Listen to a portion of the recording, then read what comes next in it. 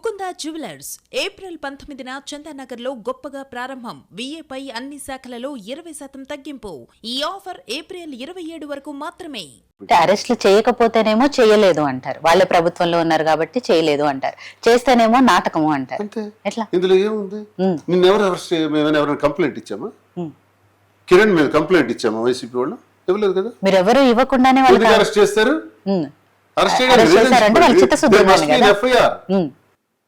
పోలీసులు సుమోటోగా తీసుకొని కేసులు కట్టేస్తున్నారేంటి? అబ్బాబ్బా, ఏం చట్టాలండి? సుమోటోగా తీసుకొని రాష్ట్రంలో కేసులు కట్టేసే స్థాయికి ఉన్న వ్యవస్థలో కిరణ్ మీద మాత్రం మినిట్స్ లో తీసుకెళ్లి అరెస్ట్ చేశారే. ఏది ఎఫ్ఐఆర్, ఏది కంప్లైంట్, విచ్ బేసిస్? కంప్లైంట్ లేకుండా ఎలా అండి? మీకు మీరే ఇంత మాట అన్నాడు కాబట్టి అరెస్ట్ చేస్తాం కాదు. వాడు బయటకు వస్తే చాలా తప్పుడు మాట ఆడాడు కాబట్టి అది మీరే భుజాలు తడుగుకున్నారు. మీకే భయం వేసింది. ఈ ప్రమాదం ఎటువైపు దారితీస్తుంది? ఈ మాటలు ఐటీడీపీ సభ్యుడిగా ఉండి ఇలాంటి మాట్లాడుతుంటే వాళ్ళు యాక్షన్ తీసుకోకపోతే ఇది చాలా ప్రమాదానికి దారితీస్తుంది. అది క్లోజ్ చేయడానికి ఇమీడియట్గా అగ్ని మీద అలా నీటిని ఆయిల్ పోసారు. నీరు పోస్తే అగ్ని ఆగిపోద్ది. జస్ట్ అలా పోసలా ఆపారు అంతే.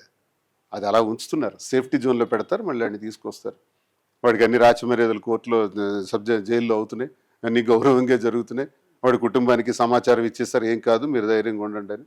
ఇలాంటివి చూసి చూసి చూసి ఒక ఒడ్డుకు చేరిపోయిన వాళ్ళు. ఎవరో అమాయకులు నమ్మితే నమ్మాలి తప్ప ఇవి నిజమైన అరెస్టులు కాదు, నిజమైన కేసులు కూడా కాదు. రైట్. ఇవాళ కిరణ్ అలా మాట్లాడాడు అని చెప్పి వైసీపీ నాయకులు మాట్లాడుతున్నారు. నిజంగా మాట్లాడేది తప్పే, అందరూ కూడా చెప్తున్న విషయం.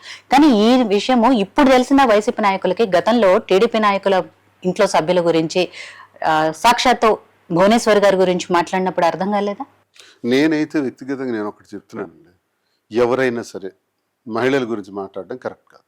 అది మా పార్టీలో ఉన్న వాళ్ళు మాట్లాడినా నేను నా వ్యక్తిగతంగా అయితే దాన్ని నేను వ్యతిరేకిస్తాను. ఎందుకు మనం వాళ్ళ వైపుకి ఎందుకు పోవాలి? భువనేశ్వర్ గారి గురించైనా ఎవరి గురించైనా మాట్లాడడం కరెక్ట్ కాదు. అది సభ్య సమాజం. ఇంక ఏ స్థితికి వెళ్ళిపోతున్నాం మనం? రాజకీయం చేస్తుంది మన ప్రత్యర్థి. ఆ ప్రత్యర్థితో మాట్లాడేటప్పుడు ఆయన ఫ్యామిలీ విషయం మనకెందుకు? ఒకవేళ ప్రత్యర్థి మహిళ అయ్యారనుకోండి, గౌరవంగా మాట్లాడదాం, గౌరవంగా విమర్శిద్దాం, కౌంటర్ చేద్దాం, సిద్ధాంతపరంగా మాట్లాడదాం. నేను ఎప్పుడు నా జీవితంలో మహిళల మీద నేను దుర్భాషలు ఆడలేదు. కుటుంబాల గురించి మహిళల గురించి నేను వాళ్ళ జోలికి పోలేదు. నేను చాలా అగ్రెసివ్గా ఉంటాను పాలిటిక్స్లో. ఎంత స్థాయిడైనా నేను వెనక ముందు కూడా చూడండి. అలాగని మహిళల వైపు మాత్రం నేను వెళ్ళను. అలా మాట్లాడినదాన్ని నేను కూడా ఖండిస్తున్నాను. నాకు కూడా ఇష్టం లేదు. కుటుంబంలో మహిళల్ని, అది రాజకీయాలతో సంబంధం లేని మహిళల్ని తీసుకొని మాట్లాడడము. ఇప్పుడు సరే కిరణ్ అరెస్ట్ చేశారు, నాటకము, డ్రామాలు ఇవన్నీ ఏదేదో. కిరణ్ ఎందుకు తిడుతున్నాం మనం?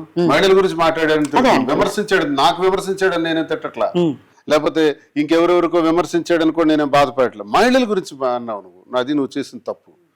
మీరు అధికారంలో ఉన్నప్పుడు మీరు ఎందుకు మాట్లాడాలి? ఇప్పుడు ఇందాక నేను అన్నాను భువనేశ్వర్ గురించి మాట్లాడినప్పుడు మీరు ఎందుకు చెప్పలేదు మీ నాయకులకు కూడా ఎక్కడా కూడా అలా మాట్లాడొద్దు అనేది? ఈవెన్ బోరగడ్డ అనిల్ లాంటి వాళ్ళు ఎన్ని విమర్శలు చేశారు అనేది కూడా చూసాం. అప్పుడు కూడా మీ లాంటి వాళ్ళు ఎప్పుడు మాట్లాడలేదు కదా, మరి ఇలా మాట్లాడడం తప్పు అని మేము అనుకునేవాళ్ళం. కానీ నేను పబ్లిక్గా అయితే అనలేదు, అంటే మీడియా ద్వారా అనలేదు. కానండి నా వ్యక్తిగతంగా నా సర్కిల్స్లో నేను అనుకునేవాడిని, ఇది రాంగ్, ఇది ఇలా మాట్లాడకూడదని అనుకునేవాళ్ళం. అది ఎవరైనా సరే అండి. చూడండి, అరే అంటే ఒరే అనాల్సి వస్తుంది. మనం ఒక రాయిసిరాం అనుకోండి, అవతల నుంచి 2 రాళ్ళు పడతాయి. ఆ 2 రాళ్ళు తగిలించుకోవాలని సరదా ఉంటే మనం మాట్లాడాలి. మహిళల గురించి మాట్లాడడం సభ్యత కాదు.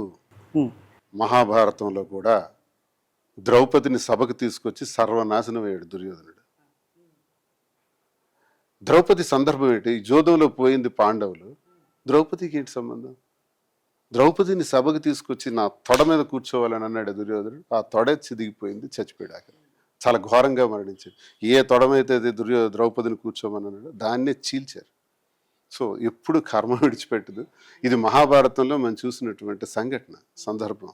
సో అక్కడి నుంచి ఇక్కడి వరకు కూడా స్త్రీ జోలికి వెళ్ళేవాడు ఎవడు కూడా బాగుపడలేదు, కుటుంబాల జోలికి వెళ్ళేవాడు ఎవడు బాగుపడలేదు. దుర్యోధనుడే దీనికి సాక్ష్యం. సుయోధన మహారాజు మహా తెలివైన వాడు, ఆ రాజ్యాన్ని ఎలా పొందాలో తెలిసినవాడు.